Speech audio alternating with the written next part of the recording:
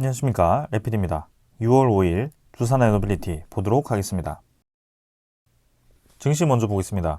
코스피 1% 상승했고요. 코스닥은 0.58% 상승했습니다.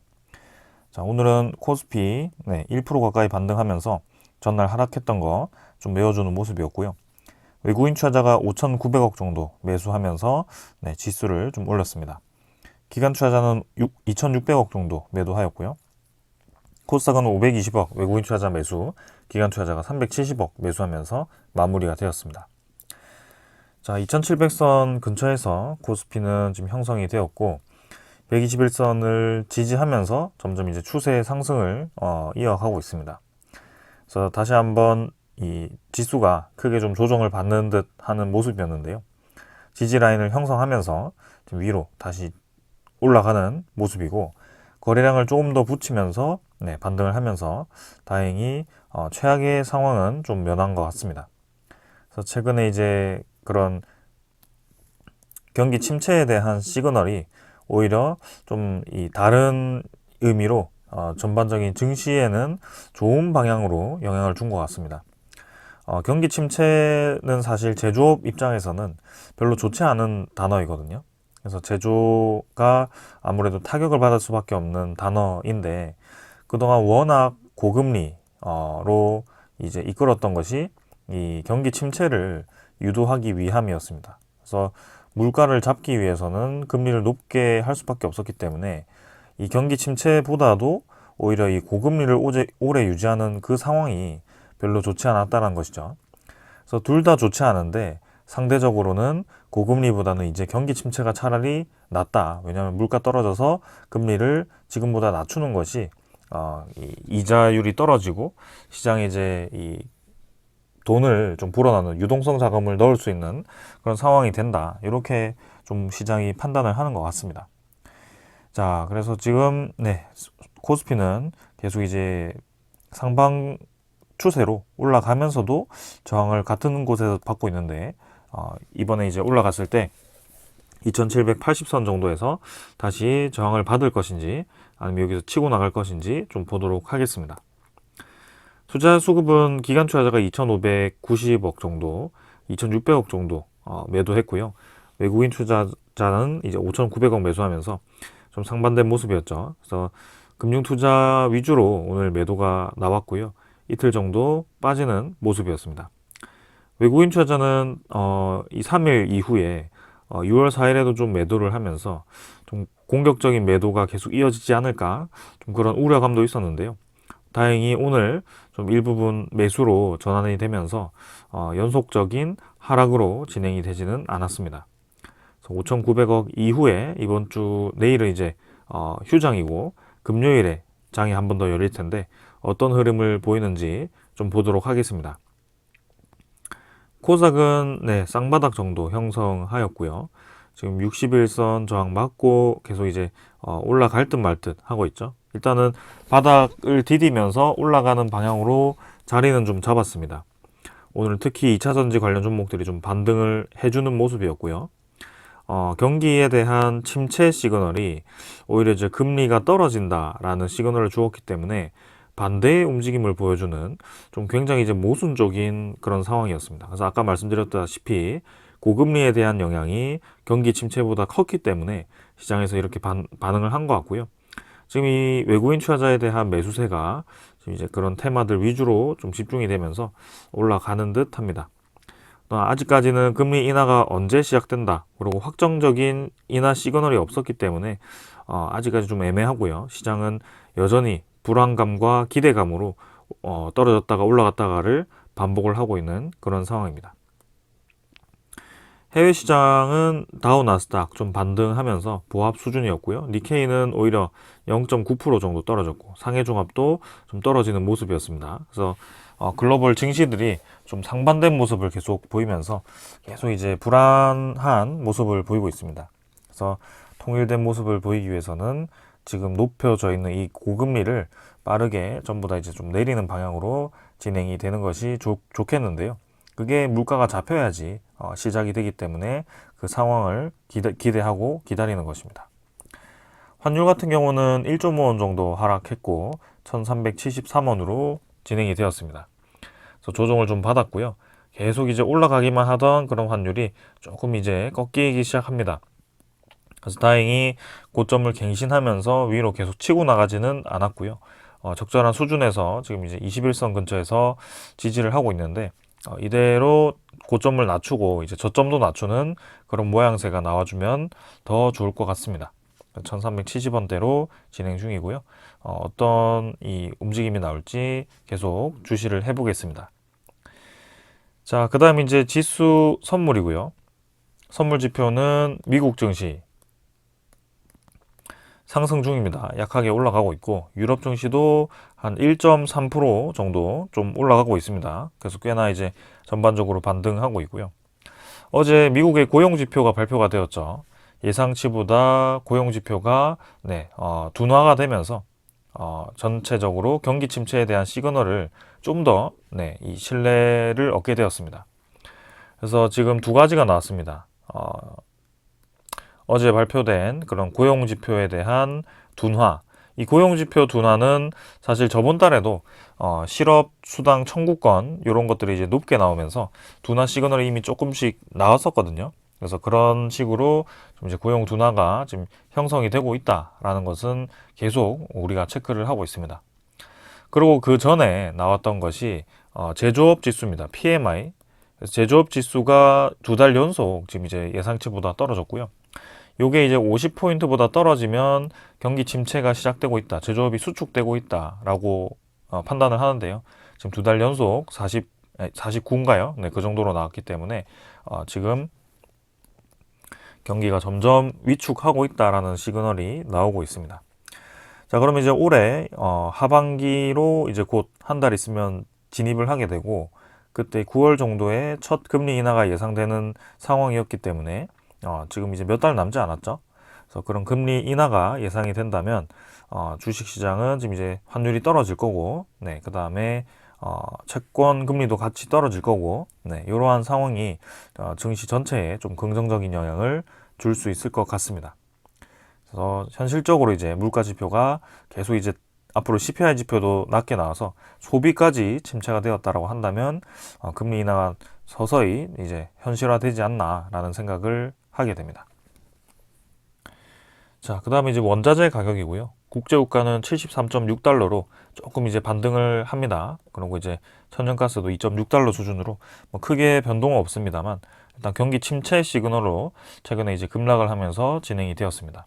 그래서 국제유가가 너무 떨어지면 또 이제 이 관련 종목들이 타격을 받기 때문에 적절한 수준을 유지하는 것도 괜찮은데요. 일단 73달러 수준으로 진행 중입니다.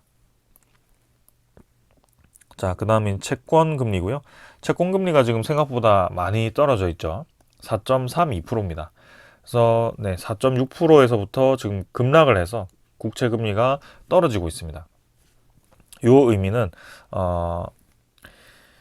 국채 시장에 대한, 채권 시장에 대한 선호도가 높아졌다. 경기 침체 시그널이 들어오니까 이제 안전 자산으로의 그런 자금 이동이 시작되었다. 이렇게 봐도 될 것 같습니다. 근데 특이한 것은 채권 가격도 반등하고, 주식 시장도 반등하는 좀 그런 움직임이 좀 이어지고 있고, 심지어 비트코인도 좀 올라가고 있는 그런 상황입니다. 그래서 지금 어떤 방향으로 자산이 확실하게 이동하고 있다. 이렇게 판단하기는 좀 어렵지만, 일단은 경기 침체가 시작됨으로써 뭔가 이전에 없던 변화가 생기기 시작했다라는 것은 알 수가 있습니다. 그래서 1년치로 보더라도 점점 이제 국채 금리가 고점을 낮추면서 꺾이기 시작했고요. 이전에 이제 평소에 횡보하던 구간은 아직도 한참 멀었습니다. 그래서 5년 기준으로 했을 때 코로나 발생 전에 위치했던 라인이 2%대 수준이었기 때문에 그까지 좀 떨어져야지 이 원래 수준의 그런 상황입니다. 그래서 아직도 2% 이상 떨어져야 되는데요. 그래도 국채 금리가 지금 마지노선을 넘지 않고 다행히 안쪽으로 들어왔기 때문에 외국인 투자자도 다시 코스피에 좀 유입된 것으로 보여집니다. 자, 이제 6월 달에 들어왔기 때문에 곧 뭐 다음 주, 다다음 주 줄줄이 이제 물가 지표들이 발표가 될 건데요. 거기에 대해서 이제 어떻게 발표가 되고, 이제 금리 인하가 어떤 식으로 확정이 되고, FOMC에 대한 방향이 어떻게 되는지 또 한번 살펴보면 좋겠습니다. 어떻게 보면 이제 이 6월 달이 변곡점이 될 수 있는 중요한 시기가 될 수 있기 때문에 한번 이 전체 증시 분위기도 꾸준히 좀 살펴보도록 해보겠습니다. 자, 오늘 이 정도로 증시 분위기 살펴보았고 종목으로 넘어가도록 하겠습니다. 두산에너빌리티 보겠습니다. 80원 하락해서 0.4% 하락했고요. 19,120원으로 마무리되었습니다. 자, 오늘 뭐 장 초반에 여지없이 또 떨어지다가 마지막까지 좀 반등을 하면서 진행이 되었고요. 상승 마감은 하지 못했지만 뭐 크게 변동 없이 진행이 되었습니다. 코스피는 좀 상승을 했었는데요. 삼성전자 중심, 그 다음에 원유 중심의 그런 종목들 위주로 좀 상승이 강했던 것 같고, 오늘 2차전지 테마도 좀 올라가면서 상대적으로 이제 소외되어 있던 종목들이 오늘은 관심을 받았고, 최근에 이제 좀 뜨거운 관심을 받던 원자력 테마는 오늘도 뭐 크게 관심을 받지는 못했습니다. 그러나 추가적인 하락이 이어진 것은 아니고 적절한 수준으로 조정을 받았기 때문에 뭐 크게 문제없이 마무리되었다라고 생각을 합니다. 시간의 거래는 전날보다 이제 줄어들었고요. 19,070원 정도로 뭐 별로 이제 차이 나지 않는 50원 정도 하락한 금액이기 때문에 넘어가도록 하겠습니다. 일별 거래량은 전날보다 2배 정도 줄어들었죠. 2분의 1로 줄어들었고 1100만 주 정도로 진행이 되었습니다. 그러나 최근에 이 거래량을 보시면 확실히 1000만 주 밑으로 웬만해서는 떨어지지 않고 있습니다. 거래가 오늘도 어떻게 보면 이제 쭉 떨어졌다가 올라갔다가 뭐 크게 가격 변동이 크지 않는 모습이었기 때문에 거의 움직임이 없을 법한 그런 날이었거든요. 근데도 거래량이 1100만 주 정도가 나왔다라는 것은 아직까지도 이 두산에너빌리티의 거래에 관여하는 그런 수급이 여전히 있다라고 저는 좀 생각이 듭니다. 그래서 하락하면서 거래량이 실렸기 때문에 더 하락한다가 아니고 일단은 지지 라인을 좀 형성을 했고 오늘 거기서 위로 올릴 수 있는 수급이 아직 남아 있는 것 같다라는 생각입니다. 그래서 21,000원을 단숨에 뚫고 21,800원으로 거의 22,000원까지 올라갔다가 좀 이제 한 5일 정도 떨어지니까 사람들이 이제 또 부정적인 생각을 하게 되죠. 한 10% 정도 떨어졌는데요. 근데 이제 뭐 요 고점에서 팔걸 이렇게 생각하시는 분들이 많고, 또다시 두산에너빌리티가 이전처럼 저점으로 또 떨어지겠네 이렇게 생각하시는 분들도 많을 것 같습니다. 자, 그러나 제가 그런 분들에게 좀 말씀드리고 싶은 것은 이전에 그랬기 때문에 앞으로도 그럴 것이다 라는 것은 100% 보장할 수가 없습니다. 그 이제 차트를 보고 이제 분석을 하는 것인데요. 그 차트라는 것은 결국에는 과거의 데이터고 지금 현재 이 기업이 어떤 상황인가를 알고 있어야 됩니다. 그래서 당장 다음 달에 체코 원전 수주전이 결정이 되고 하반기에 UAE 원전 수주전이 결정이 되고 우리나라 11차 전력 수급 기본 계획이 신규 원전 건설이 포함이 되었고 그 다음에 폴란드 원전이 내년에 이제 본계약을 할 수 있고 전 세계적으로 원자력 발전이라든지 신재생에너지, 수소에너지를 공격적으로 늘리는 무탄소 에너지에 관심을 가지고 있고 이러한 상황이 이전에도 그렇게 강력하게 왔었는지 구체적으로 나왔었는지 우리는 생각을 할 수 있습니다. 그래서 지금 이제 비교할 수 없을 정도로 많은 소스들이 이제 수면 위로 드러난 상황이고 충분히 두산에너빌리티가 관심을 받을 만했다. 그리고 이번에 이렇게 급등을 했던 이유는 뉴스케일 파워발 SMR 관련 수주 소식과 AI 데이터 센터가 이제 연결이 되었기 때문에 좀 수급적으로 힘을 받았고 어떻게 보면 이제 14,000원에서부터 22,000원까지 단기간에 꾸준히 상승으로 밀어붙였습니다. 그래서 이 정도 조정 10% 정도 저는 충분히 조정받을 수 있다라고 생각을 하고요. 보통 이제 상승의 절반 정도를 찍고 다시 올라가는 것이 N자 패턴이라고 볼 수도 있습니다. 저는 뭐 18,000원 초반까지 떨어져도 큰 문제 없을 거라 보고 있고 더 떨어져도 뭐 상관없습니다. 근데 지금 오늘 보시면 조금 더 눌릴 듯 하면서 지지 라인을 형성했고요. 아래꼬리 붙이면서 21선 지지하는 그런 모습이었습니다. 그러나 이제 뭐 금요일 시장 봐야 되고 다음 주 시장 어떻게 흘러가는지 좀 봐야겠죠. 그래서 여기서 자리를 잡을지 아니면 조금 더 흐물흐물 이제 내려갈지, 아니면 좀 N자로 다시 바로 밀어붙일지, 그거는 네, 조금 더 봐야 될 것 같습니다.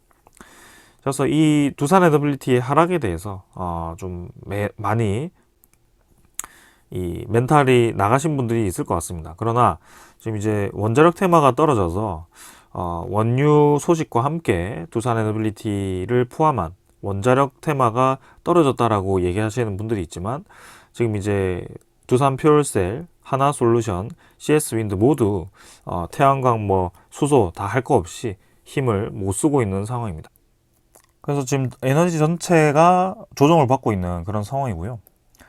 또 그러고 최근조에 들어가서 지금 대표적으로 원자력 테마가 힘을 받기 전에 관심을 많이 받았던 전선 관련주, 그 다음에 변압기 관련 종목들이 지금 강하게 조정을 받고 있습니다.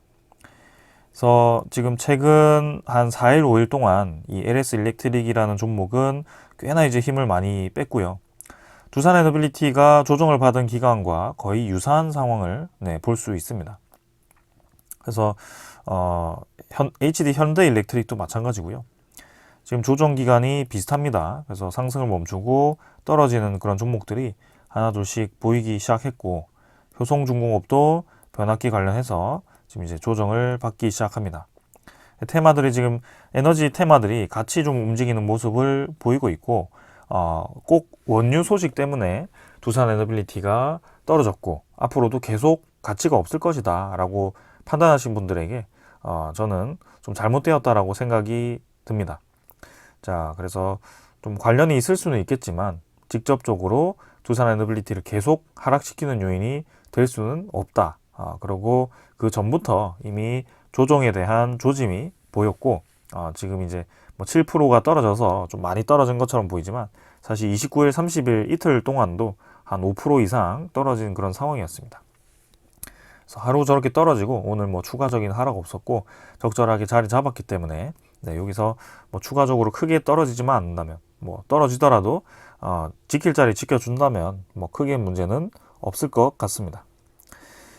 자, 그래서 뭐 기술적으로는 전혀 문제 없는 자리라고 생각하고 있고요. 이 거래가 저는 꺾이지 않고 계속 남아서 이제 기회만 되면 좀 올라갈 수 있는 힘을 다시 보여주었으면 하는 그런 바람입니다. 조금 기다려 보도록 하겠습니다. 자, 그 다음에 투자자고요. 투자 수급은 오늘도 기간 투자자 48만 주 매도하면서, 자, 최근에 한 3일 정도는 계속 기간 투자자 위주로의 매도가 쏟아지고 있습니다. 금융투자가 오늘 17만 주 매도하였고요. 보험은 어제 이어서 오늘도 11만 주 매도, 투시는 크게 변화 없었습니다. 연기금투자가 27만 주를 매도하면서 사실 최근 이 한 4일 정도 매도 집계를 해보면 최근에 매수했던 물량을 뭐 대부분 털어내는 그런 모습이었습니다. 그래서 최근에는 뭐 매수했던 거 매도하고 매수했던 거 매도하고 이런 식으로 좀 이제 왔다 갔다 하는 모습이고요. 꾸준히 계속 뭔가 물량을 모아가는 느낌은 아닌 것 같습니다. 뭐 사실 정말 종목이 좋지 않다, 단기적으로 이 악재다라고 하면 투신과 사모펀드부터 빠져나가거든요. 그래서 저는 지금 이 상황이 뭐 그렇게 크리티컬해 보이지는 않습니다. 그래서 평소처럼 그냥 조정받았고 다시 올라갈 수 있는 힘이 있다면 금방 저는 올라갈 거라고 보고 있습니다. 외국인 투자자도 오히려 이제 매수했죠. 35만 주. 그래서 마지막에 어떻게 되었을지 봐야겠지만, 뭐 이틀 매도해서 뭐 계속 매도 이어갔으면 뭐 사실 그래도 상관없었죠. 이전에 워낙 많은 물량을 매수했기 때문에. 근데 오늘도 뭐 물량 다시 채워주면서 크게 변화가 없는 상황이었습니다. 자, 그래서 뭐 금요일 다음 주 시장 어떻게 될지 장담은 할 수 없습니다만, 최근에 이 하락은 에너지 전체 테마로 좀 왔던 그런 상황이었고, 경기 침체라는 그런 시그널로 인해서 좀 이제 신규 에너지 시설에 대한 투자가 줄어들 수도 있지 않을까라는 그런 우려감 때문이 아니었을까. 그리고 최근까지 이제 많이 힘을 받았던 그런 이 기업들, 종목들이 차익 실현 물량으로 좀 떨어지지 않았을까. 그런 생각을 좀 해봅니다. 그래서 실제로 미국 증시도 지금 이제 조정을 좀 받는 모습이었고요. 뉴스케일 파워라든지 카메코, 뭐 우라늄 에너지 이런 이제 대표적인 원자력 테마들도 여지없이 좀 타격을 받는 모습이었습니다. 그래서 우리나라 원유 소식이 주가를 끌어내렸다기보다는 전반적인 이제 에너지 테마들이 같이 움직이는 모습, 미국도 지금 이제 같이 좀 조정을 받는 모습이었기 때문에 네, 뭐 충분히 우리도 떨어질만 했다라고 생각을 합니다. 그래서 합리적으로 생각했을 때 경기 침체에 대한 시그널이 좀 영향을 줬다라고 저는 생각이 들고요. 뉴스케일 파워가 9달러까지 갔다가 단숨에 이제 뭐 6.9달러까지 떨어졌지만 뭐 요거는 워낙 네, 가파르게 왔다 갔다 하는 종목이라서 네, 뭐 저는 이 힘만 있다면 충분히 더 올라갈 수 있을 거라고 봅니다. 그래서 시간에 프리마켓에서도 지금 4.8% 올라가고 있는데 이게 뭐 그렇게 의미는 없겠지만 그래도 단기간에 다시 힘을 받는다면 좋을 뭐 그런 상황인 것 같습니다. 자, 그럼 우리가 계속 고민을 해야 되는 것이 지금 이제 경기 침체 때문에 좀 영향을 받았다라고 말씀을 드렸는데 그럼 정말 이제 경기 침체가 이 에너지에 아주 치명적인 영향을 줄 것인가? 네, 거기에 대해서 이제 생각을 할 수밖에 없는데요. 근데 경기 침체가 일어나면 제가 앞서서 말씀드렸던 것이 네, 제조업이 당연히 타격을 받겠죠. 제조업 지수가 줄어듭니다. 제조업 지수가 줄어든 걸 보고 경기 침체를 읽기 때문에 사실 뭐 어떤 게 먼저다라고 설명하기 어렵지만 결국에 경기 침체랑 제조업 타격은 네, 거의 동일하죠. 제조업이 타격이 되면 에너지에 대한 소비가 당연히 줄어들 수밖에 없겠죠. 공장 가동률이 떨어지기 때문입니다. 그래서 에너지 소비가 줄어들면 그럼 이제 신규 에너지 시설 투자가 줄어든다. 뭐 이렇게 이제 될 수가 있는데 지금 저는 이제 다른 의견을 가졌던 것은 이 신규 에너지라는 투자 시설이 지금 어떤 식으로 되어 있느냐. 첫 번째는 탈탄소가 중요하게 되었습니다. 그래서 탄소에 대한 강제성이 생겼거든요. 경기가 좋던 안 좋던 지금 이제 탈탄소를 무조건 해야 되는 상황입니다.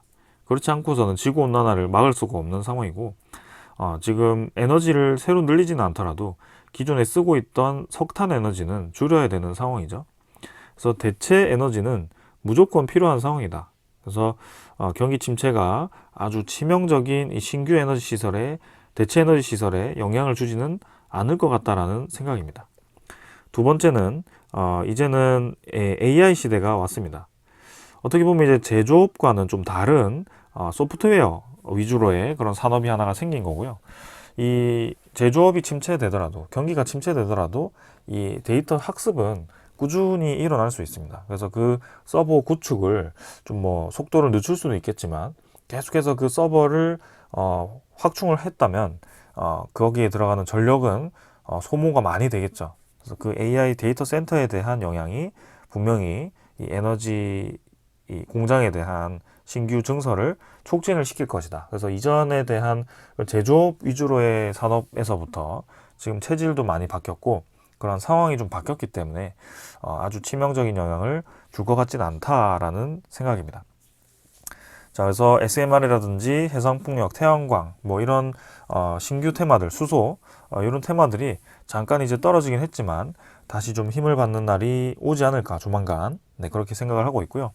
오히려 이제 금리 인하가 시작이 된다면 경기 침체에 대한 시그널보다도 금리 인하로 인해서 시장의 유동성이 공급이 된다라는 그 하나만으로 좀 기대감으로 전반적인 지수가 올라갈 수 있기 때문에 좀 그런 생각도 해봅니다.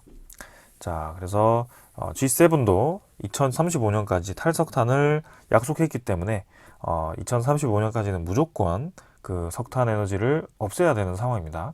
그래서 그런 것들을 지키기 위해서도 이제 많은 투자를 해야 되기 때문에 전 세계적으로는 이제 2030년대까지는 꾸준히 대체 에너지에 대한 투자를 할 수밖에 없는 상황입니다. 자, 그렇게 생각을 하고 자, 넘어가도록 하겠습니다. 자, 그래서 오늘 준비한 소식들 좀 전해드리도록 하겠습니다. 먼저 전해드릴 소식은 자, 우리나라 내에 이제 SMR을 유치하기 위해서 그죠?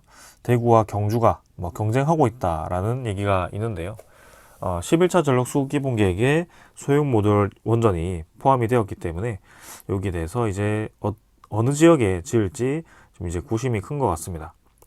대구시도 지금 이제 경북 신공항 인근에 조성되는 군위 첨단 산업단지에 SMR 건설을 추진한다. 그리고 경주 쪽에서는 이미 이제 그 원자력 혁신 원자력 연구단지의 조성에 또 준비하고 있는 거고요. 그래서 경주랑 이 대구 계속해서 경쟁을 할 것 같습니다.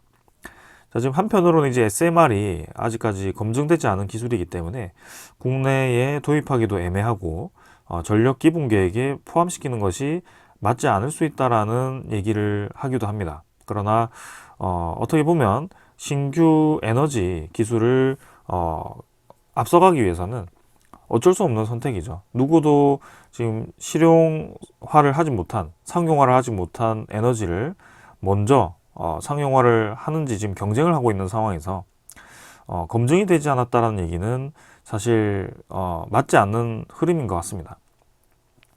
기술 검증을 하기 위해서 개발을 하고 투자를 해야 되는 것이지, 검증을 하지 않았기 때문에 개발하지 않고 투자를 하지 않아야 된다. 요거는 좀 잘못된 방향인 것 같거든요. 그래서 러시아와 중국은 이미 SMR을 상용화를 했고요. 미국과 그 서방 국가들 이제 뒤따라가고 있습니다. 거기에 우리나라도 지금 낀 상황이고, 어떻게 보면 미국과 영국, 일본 이런 기업들이, 국가들이 앞서 나가고 있습니다. 캐나다도 마찬가지고요. 그래서 우리나라는 한 발 늦었다라고 볼 수 있는데 거기에 대해서 이제 좀 왈가왈부하는 것이 좀 안타깝습니다. 그래서 뭐 오늘 당장 짓겠다고도 아니고 기술 검증을 좀 보고 결국에는 검증을 하면 이제 짓겠다라는 것이고, 사실 소형 모듈 원전이기 때문에 두산 에너빌리티가 그 내부 원자로를 제작할 거고, 거기에 대해서 우선적으로 뉴스케일 파워와 협력하기 때문에 또 경험이 생길 것입니다. 그래서 우리나라에 짓는다고 해서 완전 처음이 아닐 거고요. 관련 기업들은 이미 외산 기업들과 협력을 하고 있기 때문에 분명히 경험을 쌓고 우리나라에 건설을 할 것 같습니다. 그래서 분위기가 확실히 지금 이제 SMR 쪽으로 좀 많이 힘을 주고 있는 모습이죠. 자, 그리고 이제 국내 최대 원전 공장이죠. 여의도의 1.5배 정도 두산 에너빌리티의 공장을 지금 조명을 했는데요. SMR 원자로 용기를 만들 수 있는 그런 큰 공장을 지금 이렇게 다루었습니다. 두산 에너빌리티는 세계 첫 SMR 전용 공장을 가동하게 되고요. 6개월간 타격과 열 처리를 반복해서 그 강도를 높이는 것 같습니다. 강성과 그런 이 특성을 살리는 것 같고요. 제작하는데 상당히 이제 오래 걸리고 어려운 기술이 들어간다는 뜻이죠. 그래서 이번에 이 SMR 소식으로 주가가 좀 힘을 많이 받았었는데요. 그 내용을 좀 보시면 소형 모듈 원자로 트린 원자로 용기를 만드는 모습을 지금 볼 수가 있고, 연료봉, 증기 발생기 등 핵심 부품이 여기에 이제 다 담긴다라고 하죠. 그래서 SMR은 대형 원전과 다르게 그 하나가 다 일체화되었기 때문에 두산 에너빌리티가 아니면 사실 못 만든다라는 그런 얘기가 나오는 것이 그런 얘기입니다. 그래서 소형 모듈 원전은 이제 파트를 따로 뗄 수가 없고 그 내부 합체된 그런 이 부품을 납품하기 때문에 이제는 두산 에너빌리티가 상용화된 제품을 계속 정말 찍어내듯이 그죠? 그런 식으로 만들 수 있다라는 얘기입니다. 그래서 이렇게 만든 원자로 용기가 미국 최대 SMR 업체인 뉴스케일 파워로 넘어가서 2029년부터 가동하는 오하이오주와 펜실베니아 발전단지에 들어선다. 그래서 지금 요 내용에는 이 스탠더드 파워에 대한 내용이 거의 확정적이다라는 가정하에 이렇게 들어가는 것이 건 것 같고요. 루마니아 프로젝트도 이제 시작이 되면 2030년부터 아마 가동 예정일 것 같습니다. 그래서 거기에도 들어갈 것 같고요. 그래서 지금 뉴스케일 파워가 스탠더드 파워와 확실히 계약을 했다라는 그런 소식이 들려온다면 다시 한번 힘차게 올라갈 수 있을 것 같습니다. 그래서 계속 말씀드렸던 것은 이 SMR에 대한 단가는 사실 비싸죠. 하나당 쪼개서 170메가와트급, 뭐 70메가와트급 이렇게 하면 가격은 당연히 싸죠. 근데 요거를 이제 대형 원전만큼 1400메가와트급을 만들기 위해서는 여러 모듈을 이제 설치를 해야 되는데, 그 모듈을 설치를 하고 이제 메가와트당 1메가와트당 단가를 비교하면 대형 원전 대비해서 2배나 비쌉니다. 그래서 이제 비싸기 때문에 좀 이제 비판을 많이 받기도 하는데요. 대신에 장점이 있죠. 멀리까지 송전을 할 필요가 없다. 적재적소에 용량에 맞는 크기로 제작을 해서 거기에서 바로 옆에다가 이렇게 발전단지를 건설해서 네, 넘겨주면 되는 거죠. 그리고 열 효율이 좋지 않은 만큼 사고 위험도가 적다, 온도가 낮다, 그래서 자연 냉각이 가능하다, 이런 여러 가지 장점들이 있기 때문에 네, 이번에 관심을 받기 시작한 것입니다. 자, 그래서 SMR 계속해서 시장이 커질 것 같고요. 네, 세계 시장은 이미 개화가 되었고 누가 더 이 시장을 선점하느냐, 그런 경쟁을 하고 있는 것 같습니다. 자, 그래서 기대가 됩니다. 그 다음에 이제 우리가 기다리고 있는 것은 체코 원전 소식이고요. 한수원은 끊임없이, 그리고 대우건설, 두산에너빌리티도 끊임없이 이 현장에서 노력을 하고 있는 것 같습니다. 체코 원자력 전문 인력을 양성하기 위해서 기술 교류를 했다라고 하고요. 6월 12일에서 13일에 체코 공대에서 APR 1000에 대한 노심 시뮬레이터를 전시를 한다라고 합니다. 그래서 우리나라의 강점은 비용이 싸다, 그 다음에 공기를 맞출 수 있다, 이 두 가지 장점. 이미 뭐 프랑스를 압도적으로 이길 수 있지만 또 하나의 장점이 뭐죠?